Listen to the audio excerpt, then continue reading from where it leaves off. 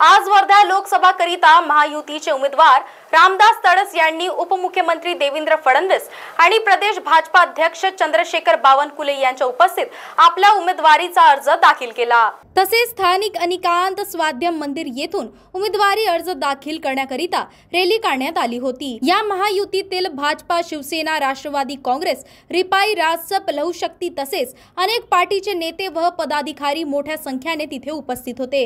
राष्ट्रवादी काँग्रेसचे नेते माजी मंत्री सुबोध मोहिते, शिवसेनेचे माजी मंत्री अशोक शिंदे, आरपीआयचे विजय अगवाले, डॉक्टर अनिल बोंडे सहित जिल्ह्यातील कार्यकर्ते मोठ्या संख्येने तिथे उपस्थित होते। नळ पोचतो, प्रत्येक घरात वीज पोचते, या प्रत्येक कामामध्ये त्यातनं रोजगाराची निर्मिती होते।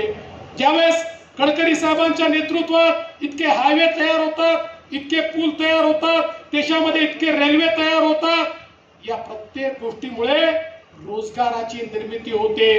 मोदीजींनी अशी गुंतवणूक केली की ज्या गुंतवणुकीतून देशाचा विकास झाला, ज्यातनं रोजगाराची निर्मिती झाली आणि त्यामुळे देशाची अर्थव्यवस्था जगातली 5वी अर्थव्यवस्था झाली।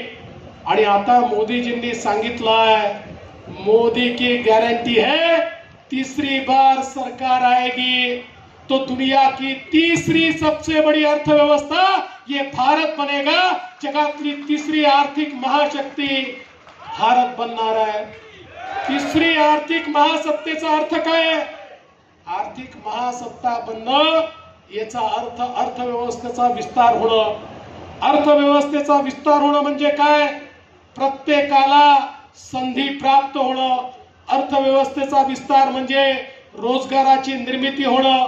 अर्थव्यवस्थेचा विस्तार म्हणजे मूलभूत सोयी शेवट माणसापर्यंत पोहोचणं। अर्थव्यवस्थेचा विस्तार होणं म्हणजे देशाच्या तिजोरीत पैसा येणं। आणि मोदीजींकडे पैसा आला तर मोदीजी केवळ गरीब, मध्यमवर्गीय यांचाच विचार करतात, महिला, आदिवासी, दलित यांचाच विचार करतात, ओबीसी, गरीब, शेतकरी यांचाच विचार मोदीजी करतात। हा सगळा पैसा या समूहाच्या कल्याणाकरता या ठिकाणी मोदीजी लावतील।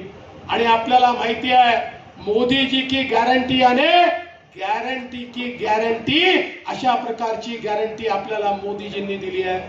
आणि म्हणून आज आपण पाहतोय, शेवटी ही निवडणूक ग्रामपंचायतची नाही, ही निवडणूक नगरपालिकेची नाही, ही विधानसभेची नाही, ही देशाची निवडणूक आहे। या ठिकाणी देशाचा नेता आपण निवडतोय।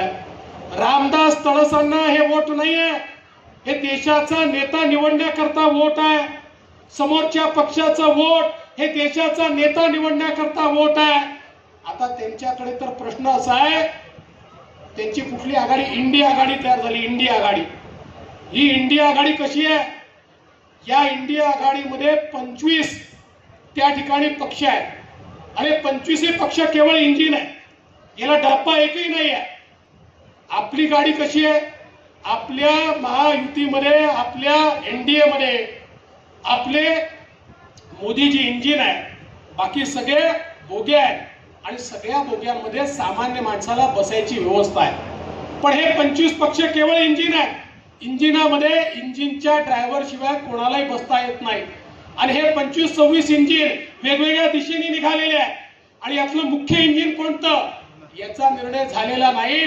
कारण प्रत्येक पक्षाचा ड्रायव्हर म्हणतो, माझंच इंजिन हे पक्क इंजिन आहे। त्यामुळे एक इंजिनला दिल्लीकडे ओढतं, दुसरं चेन्नईकडे ओढतं, तिसरं बंगालकडे ओढतं, चौथं यूपीला ओढतं, पाचवं बिहारकडे ओढतं। त्यामुळे ही गाडी कुठेही जाऊ शकत नाही। ठेवण्याकरता आपण सर्वांनीच त्या ठिकाणी मुख्य भूमिका निभावली आहे। खरं तर मला रामदासजी तडस यांचं अभिनंदन आहे। रामदासजी यांनी, मी काल रवींद्रजी थोडा रामदासजी तडस यांनी 10 वर्षात काय काय केलं, लोकसभेमध्ये मोदींच्या नेतृत्वातल्या सरकारमध्ये रामदासजींनी काय काय केलं, काय काय विकासाची भूमिका देशाच्या संसदेमध्ये मांडली, कुठल्या कुठल्या विकासाच्या मुद्द्यावर रामदासजींनी केंद्राच्या सरकारमध्ये फॉलोअप केला, तर मला अभिमान वाटतो की 1035 प्रश्न रामदासजींनी मागच्या 10 वर्षामध्ये वर्धा लोकसभेचे त्या ठिकाणी मांडले। त्याची मी काल प्रिंट घेतली आहे। मलाही वाटलं नव्हतं की रामदासजी एवढे संयमी आहेत, मी त्यांना जेव्हा भेटतो, तुम्ही भेटता, रामदासजी सारखा संयमी खासदार या देशामध्ये, आपण त्यांचा संयमी खासदार म्हणून ओळख आहे, पण आक्रमकपणे 1035च्या वर प्रश्न मांडणारा एक चांगला खासदार म्हणून रामदासजींची ओळख दिल्लीच्या संसदेमध्ये झाली आहे, याचाही अभिमान मला आहे. काल मी बघितलं, माननीय देवेंद्रजी त्यांनी 113 चर्चेमध्ये भाग घेतलाय, लोकसभेमध्ये 113 चर्चामध्ये भाग घेतलाय. 113 चर्चा, देशाच्या अनेक विकासाच्या चर्चा, विदर्भाच्या विकासाच्या चर्चा, महाराष्ट्राच्या विकासाच्या चर्चा, आणि मोर्शी वरुड पासून तर वर्धा, मोदीच्या केंद्र सरकारकडनं मागच्या 10 वर्षामध्ये गरीब कल्याण, मध्यमवर्गीय कल्याणाच्या साऱ्या योजना रामदासजींनी राबवल्या. आयुष्यमान भारतचं कार्ड घरोघरी पोहोचलं पाहिजे याकरता काम केलं.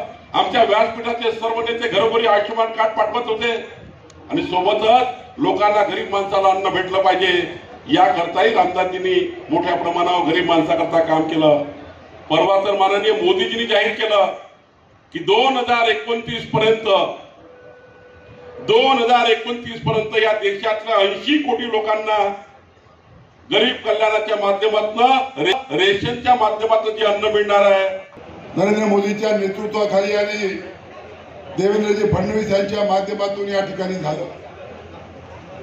कधी कधी आपण पाहत होतो, सेवाग्राम विकास आराखडा असो की या ठिकाणचा ज्या विकासाचं काम होतं, दुर्लक्ष झालं होतं. 60 वर्षाच्या कार्यकालामध्ये काँग्रेस पक्षाने हा मतदारसंघ हा बाजूला सारण्याचं काम केलं.